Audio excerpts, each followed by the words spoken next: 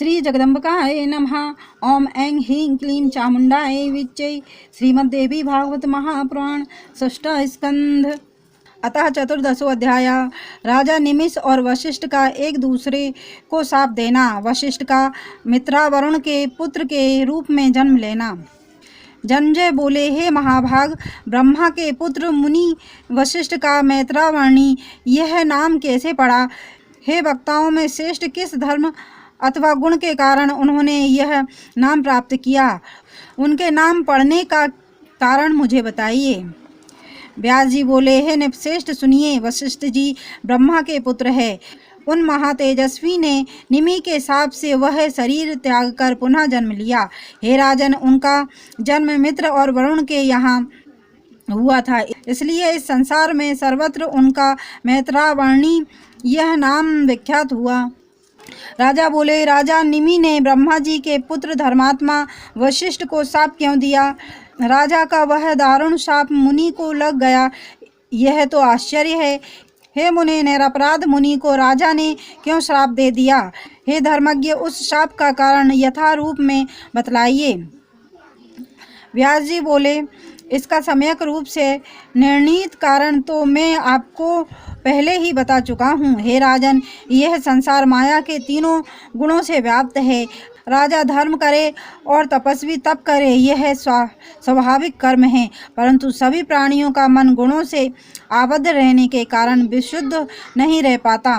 राजा लोग काम और क्रोध से आविर्भूत रहते हैं, और उसी प्रकार तपस्वी गण भी लोभ और अहंकार युक्त होकर कठोर तपस्या करते हैं। हे राजन, क्षत्रिय गण रजोगुण से युक्त होकर यज्ञ करते हैं, वैसे ही ब्राह्मण भी थे। हे राजन, कोई भी सत्वगुण से युक्त नहीं था।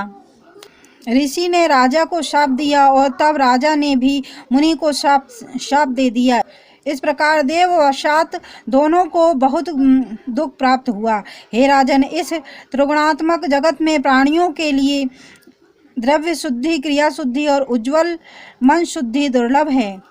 यह पराशक्ति का ही प्रभाव है और कोई कभी इसका अतिक्रमण नहीं कर सकता। जिस पर वे भगवती कृपा करना चाहती है उसे तत्काल मुक्त कर देती है। ब्रह्मा, विष्णु और महेश आदि महान देवता भी मुक्त नहीं हो पाते, किंतु सत्यव्रत आदि जैसे अधम भी मुक्त हो जाते हैं। यद्यपि तीनों लोकों में भगवती के रहस्य को कोई नहीं जानता, फिर भी वे भक्त के वश में हो जाती हैं, ऐसा निश्चित है। अतः दोषों के निर्मूलन के लिए उनकी भक्ति करनी चाहिए। यदि वह भक्ति राग, दंभ आदि से युक्त हो तो वह नाश करने वाली होती है। इक्ष्वाकु वंश में उत्पन्न निमिष नाम के एक राजा थे। वे रूपवान, गुणवान, धर्मज्ञ, प्रजावत्सल्य, साहित्यवादी, दानशील, यज्ञ कर्ता, ज्ञानी और पुण्यात्मा थे। वे बुद्धिमान राजा, प्रजापालक राजा निमि इक्ष्वाकु के 12वें पुत्र थे। उन्होंने ब्राह्मणों के हित के लिए गौतम मुनि के आश्रम के समीप जयंतपुर नाम का एक नगर बसाया। उनके मन में एक बार यह राजश्री बुद्धि उत्पन्न हुई कि बहुत समय तक चलने वाले और विलुप दक्षिणा वाले यज्ञ के द्वारा आराधना करूं। तब राजा ने यज्ञ कार्य के लिए अपने पिता इक्ष्वाकु से आज्ञा लेकर महात्माओं के कथनानुसार समस्त यज्ञीय सामग्री एकत्र कराई। इसके बाद राजा ने भृगु, अंगिरा, वामदेव, गौतम, वशिष्ठ, पुलस्त, ऋचिक, पुलक और क्रतु इन सर्वज्ञ, वेद में पारंगत, यज्ञ विद्याओं में कुशल एवं वेदज्ञ मुनियों और तपस्वियों का आमंत्रित किया। समस्त सामग्री एकत्र कर धर्मज्ञ राजा ने अपने गुरु वशिष्ठ की इच्छा करके विनय से युक्त होकर उनसे कहा, हे मुनिश्रेष्ठ, मैं यज्ञ करना चाहता हूँ, अतः यज्ञ कराने की कृपा करें। हे कृपानिधे, आप सर्वज्ञ हैं और मेरे गुरु हैं, इस समय आप मेरा कार्य संपन्न कीजिए। मैंने समस्त यज्ञीय सामग्री मंगवा ली है और उसका संस्कार भी करा लिया है। मेरा विचार है कि मैं 5000 वर्ष के लिए यज्ञ दीक्षा ग्रहण कर लूँ। जिस यज्ञ में भगवती जगदम्बा की आराधना होती हो, उस यज्ञ को मैं उनकी प्रसन्नता के लिए विधि पूर्वक करना चाहता हूँ। निमि की वह बात सुनकर वशिष्ठ जी ने राजा से कहा, कहा, हे नृपश्रेष्ठ, मैं इंद्र के द्वारा यज्ञ के लिए पहले ही वर्ण कर लिया गया हूँ। इंद्र पराशक्ति के प्रीत्यर्थ यज्ञ करने के लिए तत्पर है और देवेंद्र ने 500 वर्ष तक चलने वाले यज्ञ की दीक्षा ले ली है। अतः हे राजन, तब तक आप यज्ञ सामग्रियों की रक्षा करें। इंद्र के यज्ञ के पूर्ण हो जाने पर उन देवराज का कार्य संपन्न करके मैं आ जाऊंगा। हे राजन, तब तक आप समय की प्रतीक्षा करें। राजा बोले, हे गुरुदेव, मैंने यज्ञ के लिए दूसरे बहुत से मुनियों को निमंत्रित कर दिया है तथा समस्त यज्ञ सामग्रियां भी एकत्र कर ली है। मैं इन सबको इतने समय तक कैसे सुरक्षित रखूंगा? हे ब्राह्मण, आप इक्ष्वाकु वंश के वेद वेता गुरु हैं। आज मेरा कार्य छोड़कर आप अन्यत्र जाने के लिए क्यों उद्धत है? हे द्विजश्रेष्ठ, आप यह आपके लिए उचित नहीं है, जो कि लोभ से व्याकुल चित्त वाले आप मेरा यज्ञ छोड़कर अन्यत्र जा रहे हैं। राजा के इस प्रकार रोकने पर वे गुरु वशिष्ठ इंद्र के यज्ञ में चले गए। राजा ने भी उदास होकर अपना आचार्य बनाकर गौतम ऋषि का पूजन किया। हे राजन, निमि ने उस 5000 वर्ष वाले यज्ञ की दीक्षा ली और ऋत्विजों को उनके इच्छा अनुसार धन और गौएं प्रदान करके उनकी पूजा की, जिससे वे बहुत प्रसन्न हुए। इंद्र के 500 वर्ष वाले यज्ञ के समाप्त होने पर वशिष्ठ जी राजा के यज्ञ को देखने की इच्छा से आए और आकर के राजा के दर्शन के लिए वहां रुके रहे। उस समय राजा निमि सोए हुए थे और उन्हें गहरी नींद आ रही थी। सेवकों ने उन्हें नहीं जगाया, जिससे वे राजा मुनि के पास ना आ सके। तब अपमान के कारण वशिष्ठ जी को क्रोध आ गया। मिलने के लिए निमि के ना आने से मुनि श्रेष्ठ कुपित हो उठे, क्रोध के वशीभूत हुए। उन मुनि ने राजा को शाप दे दिया, हे मूर्ख पार्थिव, मेरे द्वारा मना किए जाने पर भी तुम मुझ गुरु का त्याग करके दूसरे को अपना गुरु बनाकर शक्ति के अभिमान में मेरी अवहेलना करके यज्ञ में दीक्षित हो गए हो। उससे तुम विदेह हो जाओगे। हे राजन, तुम्हारा यह शरीर नष्ट हो जाएगा और तुम विदेह हो जाओगे। व्यास जी बोले, उनका यह शाप वचन सुनकर राजा के सेवकों ने शीघ्रता से जाकर राजा को जगाया और उन्हें बताया कि मुनि वशिष्ठ बहुत क्रोधित हो गए हैं। तब उन कुपित मुनि के पास आकर निष्पाप राजा ने मधुर शब्दों में युक्तिपूर्ण तथा सारगर्भित वचन कहा, हे धर्मज्ञ, इसमें मेरा दोष नहीं है। आप ही लोभ के वशीभूत होकर मेरे बार बार अनुरोध करने पर भी मुझ यजमान को छोड़कर चले गए।